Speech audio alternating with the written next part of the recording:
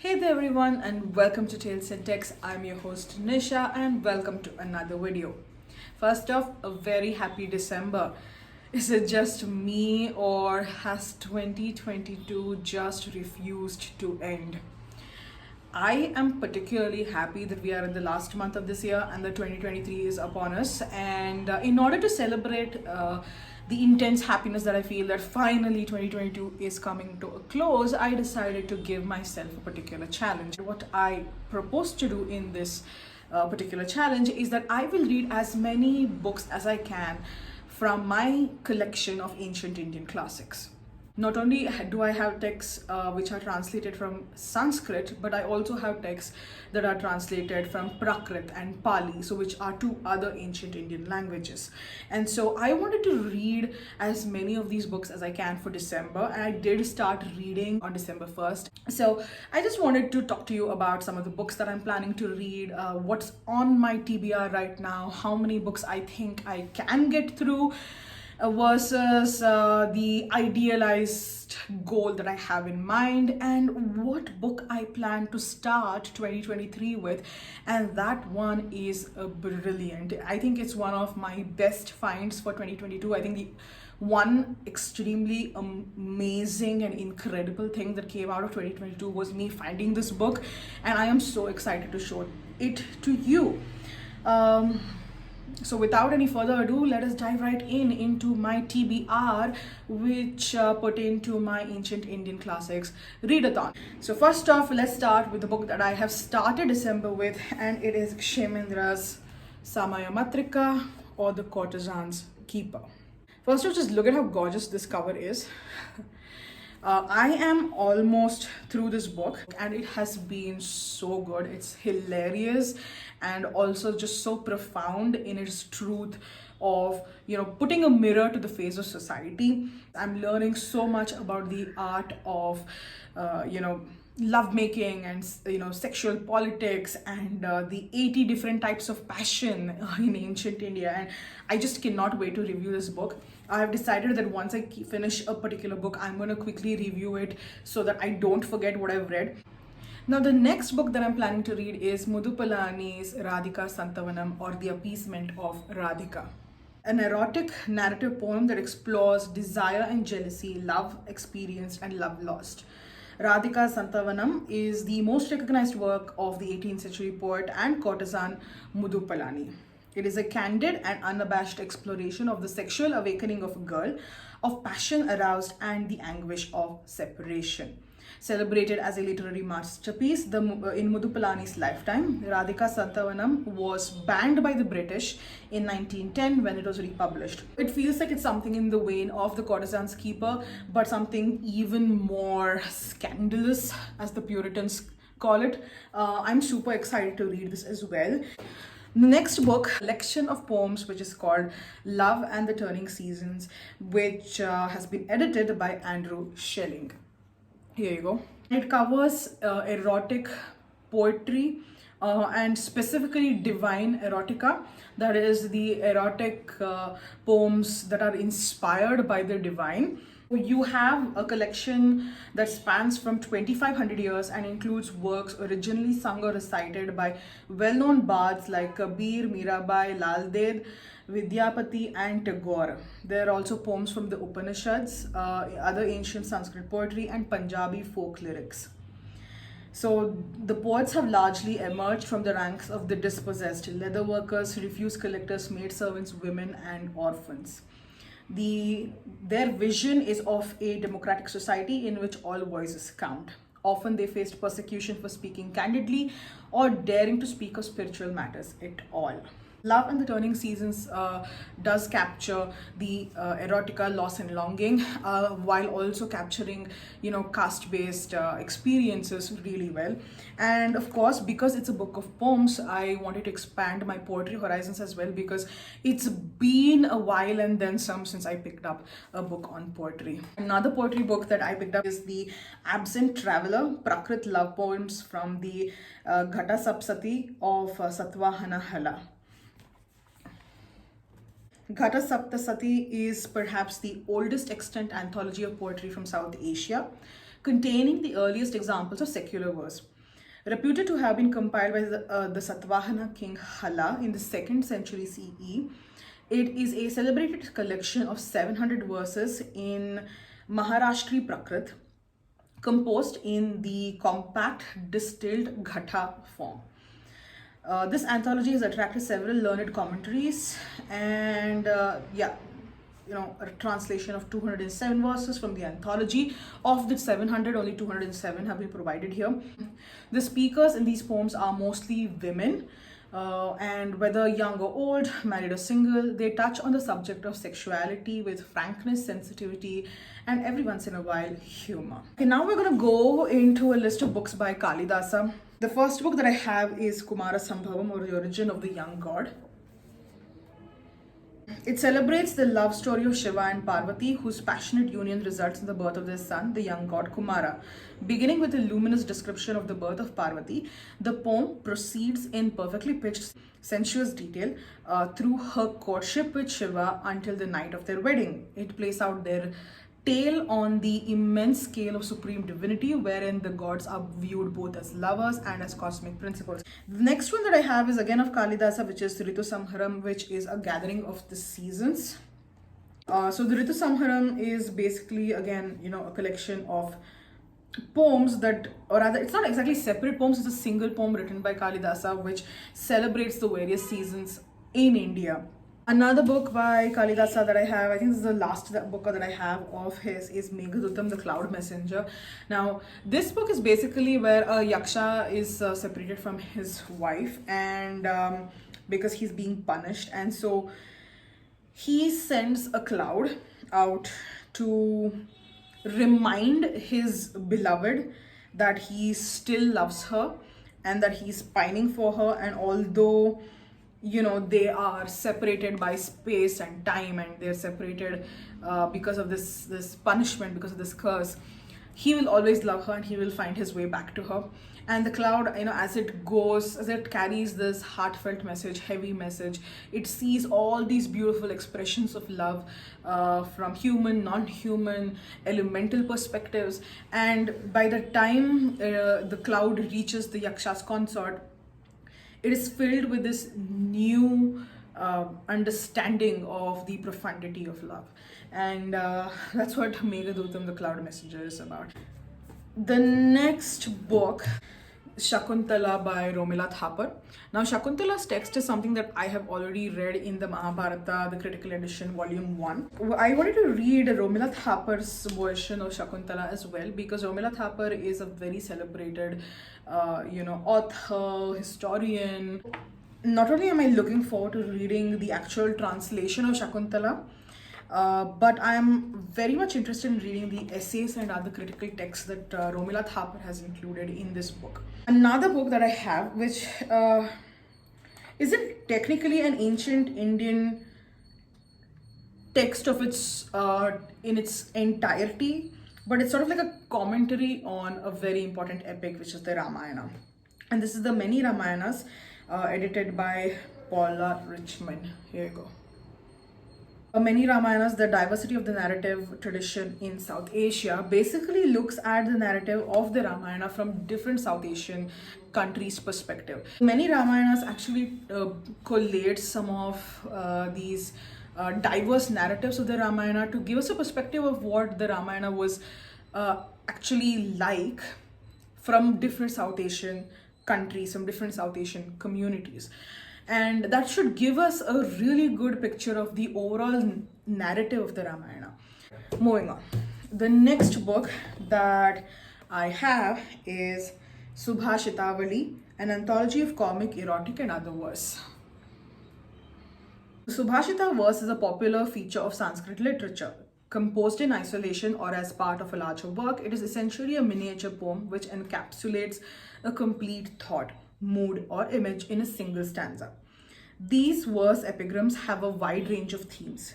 This selection from the Subhashitavali, a celebrated verse anthology compiled by Vallabharaya in 15th century Kashmir, offers a rich variety of erotic poetry and a wealth of lyrical and gnomic verse. One section is given to earthy humor and cynical satire, seldom available in English renditions. Also included are invocations and allegories, panegyrics and pen pictures, sage observations, and stark musings. The sweep of these verses is matched by the eclectic array of contributors from illustrious poets like Vyasa and Valmiki, Kalidasa and Bana, to others now almost forgotten. Next book that I have is Mrichchhakatika. Hold on, I am going to get this pronunciation right. Mrichchhakatika of Sudraka.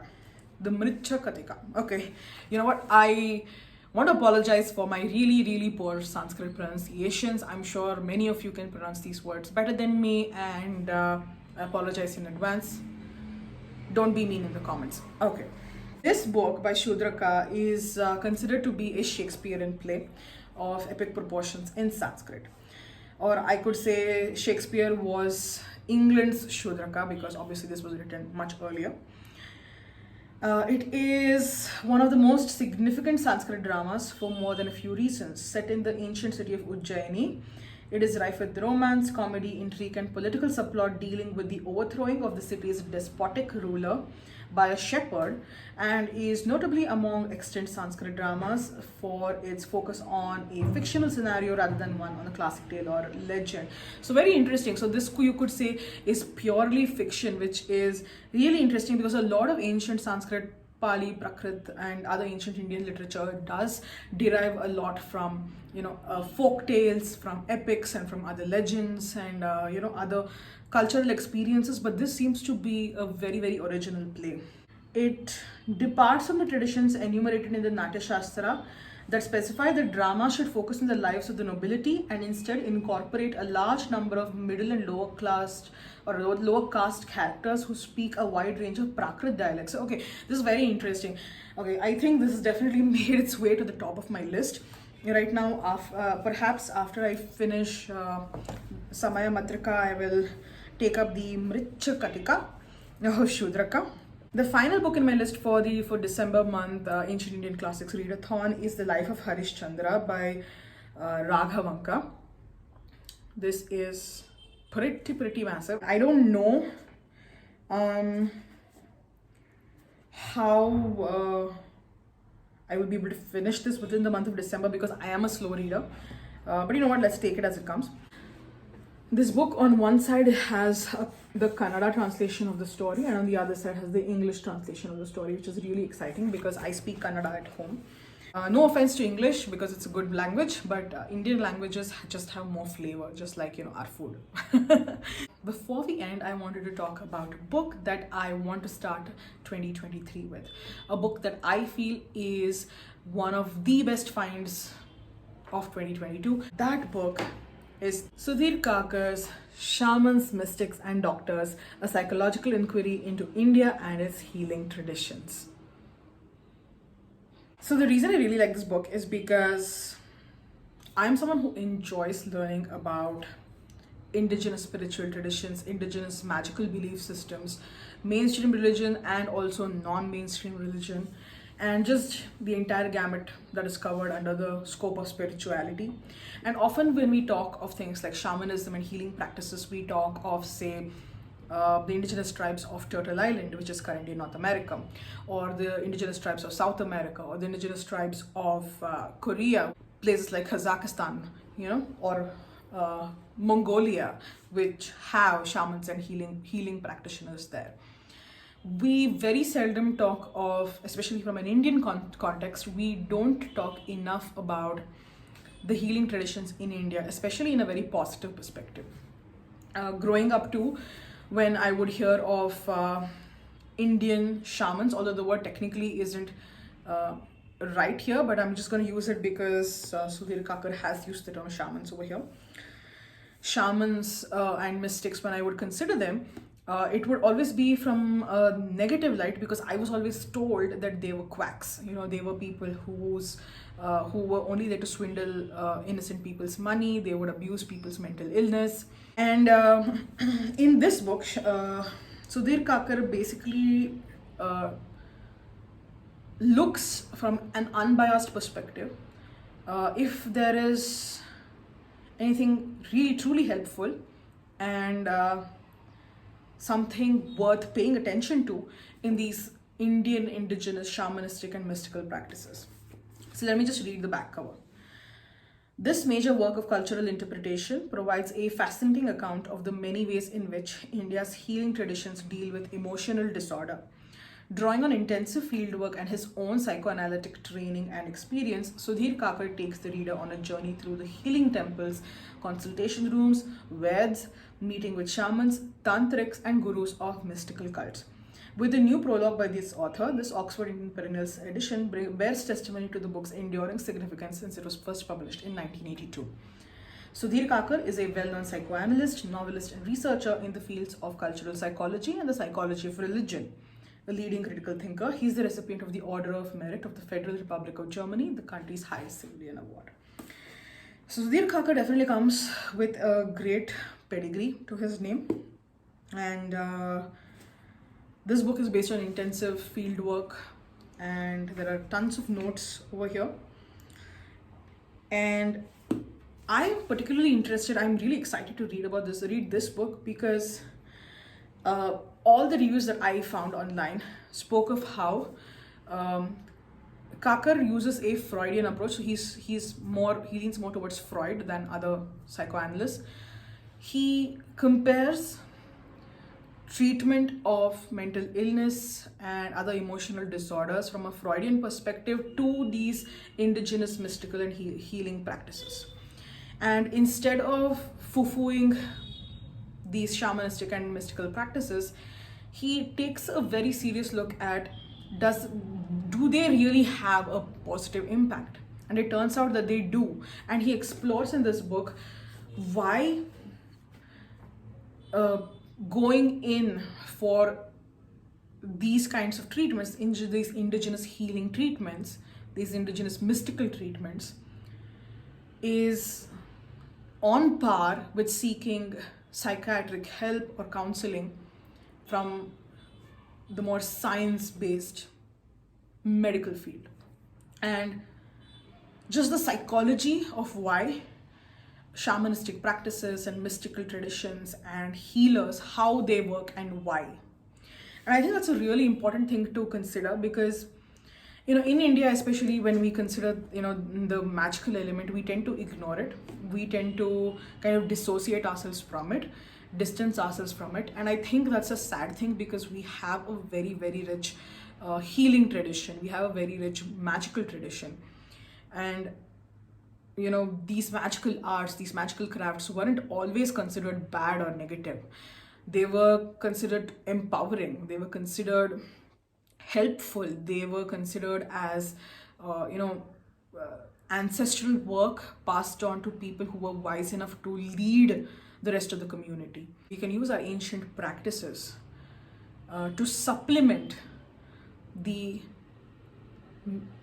scientific medical support structures that are in place today, because ultimately, in a very specific Indian perspective, psychological help, psychiatric help, these are still considered taboo, whereas going to a Ved or going to a priest for counseling, those are considered acceptable. So understanding where these traditions come from and understanding how they work can make modern psychiatric help, modern counseling more accessible and less of a taboo. All right, I've discussed all the books that I have in my TBR, and yeah, if you stuck with me so far, thank you so much for watching. And just let me know in the comments, have you read any of the books that I've mentioned in this video, or do you want to read them? Do you plan to read them? And just let me know what you think about ancient Indian classics, and do you read in Sanskrit or any other ancient Indian language? Can you read in these languages? So yeah, just let me know in the comments below. And thank you so much for watching, and I will see you in the next time on Tales in Text. Have a wonderful December. I'll see you soon. Bye bye.